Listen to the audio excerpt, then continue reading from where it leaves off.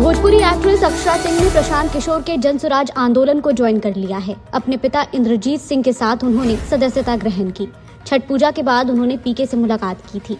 2024 के लोकसभा चुनाव में अक्षरा पटना से अपनी किस्मत आजमा सकती हैं।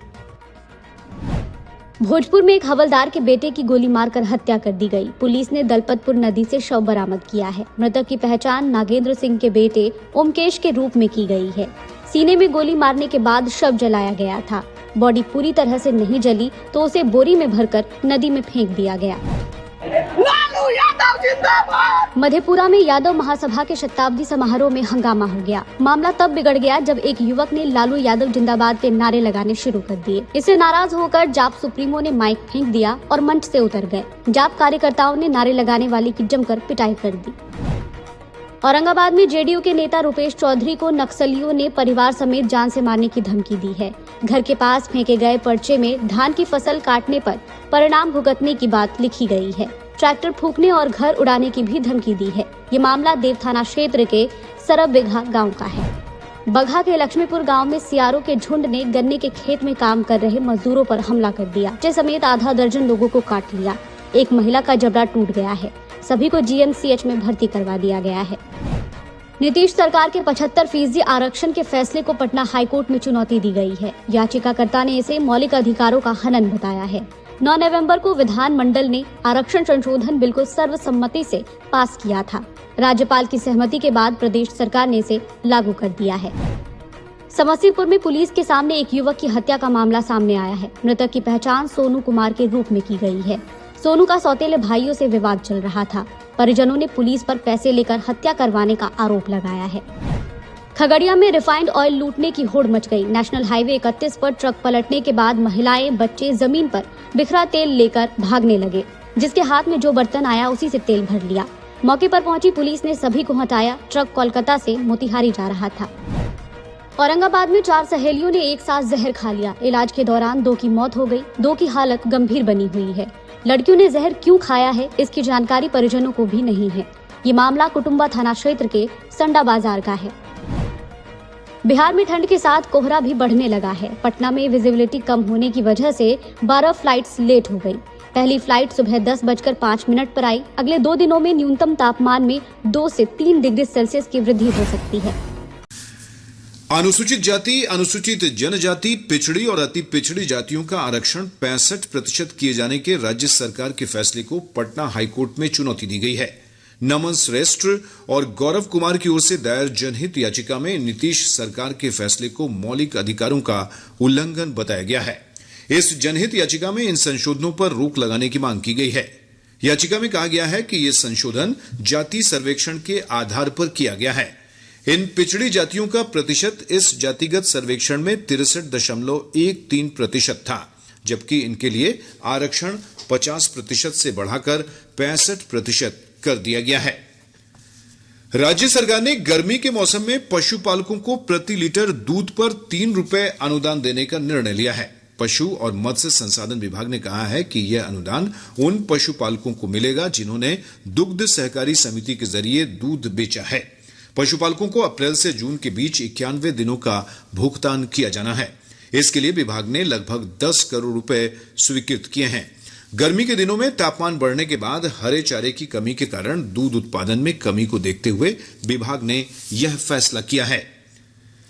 राजधानी पटना समेत प्रदेश के अधिकांश जिलों में पछुआ हवा के प्रभाव से ठंड में बढ़ोतरी दर्ज की जा रही है।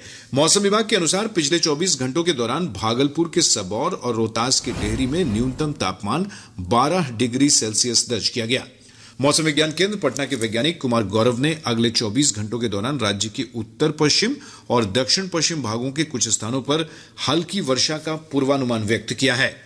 इस दौरान राज्य के पश्चिमी भाग में कुछ स्थानों पर मेघ गर्जन और वज्रपात की भी संभावना है।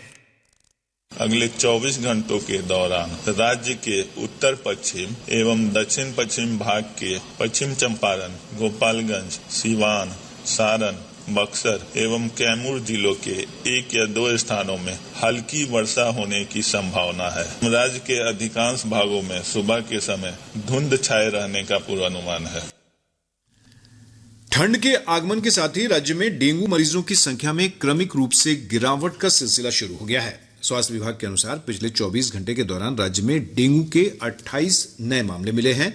पटना में सबसे अधिक 6 मरीजों की पुष्टि हुई है। वहीं मुजफ्फरपुर में 5, समस्तीपुर में 4 और मुंगेर में 3 के तहत आज पटना और सीवान के 800 अभ्यर्थियों ने भाग लिया।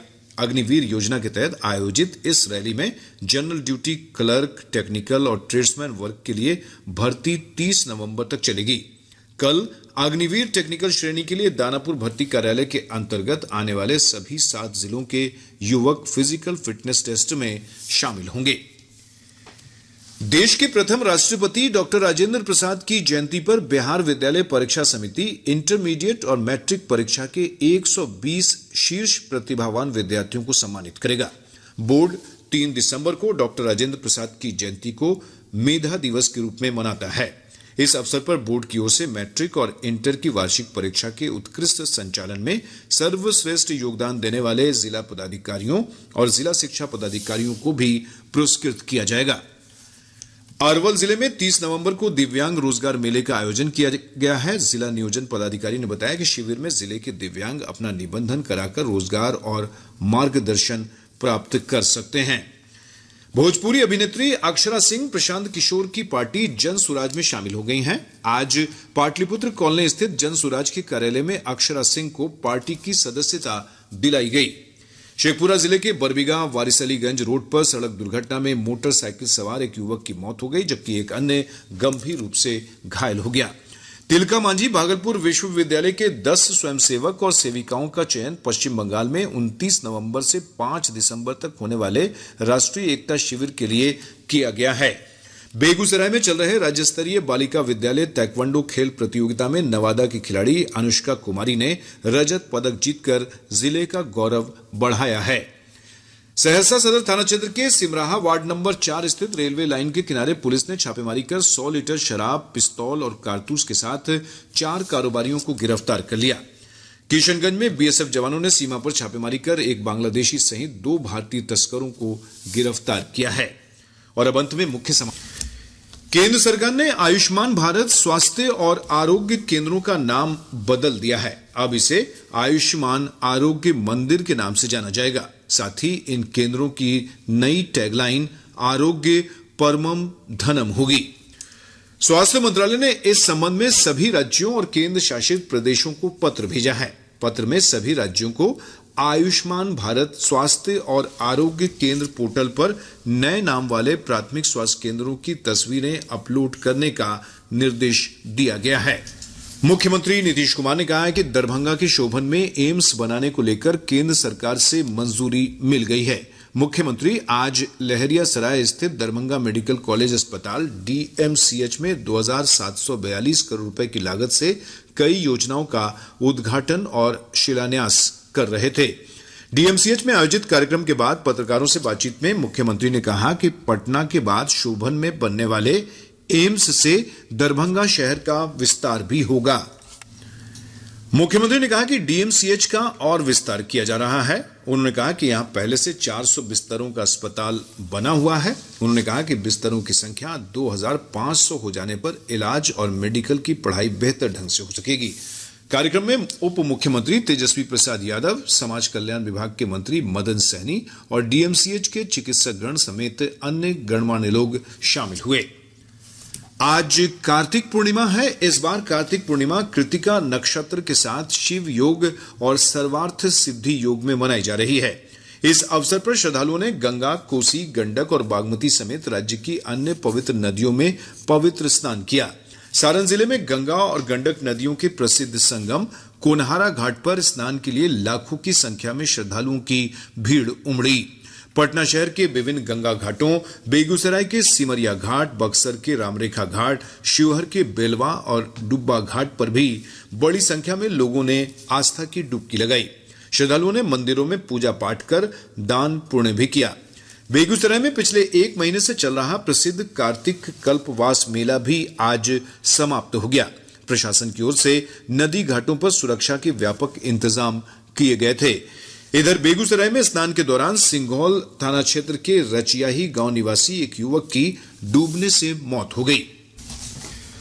उत्तराखंड के उत्तरकाशी में निर्माणाधीन सिलक्यारा सुरंग में फंसे बिहार के 5 मजदूर समेत 41 श्रमिकों को सुरक्षित निकालने के लिए राहत और बचाव अभियान युद्ध स्तर पर चल रहा है।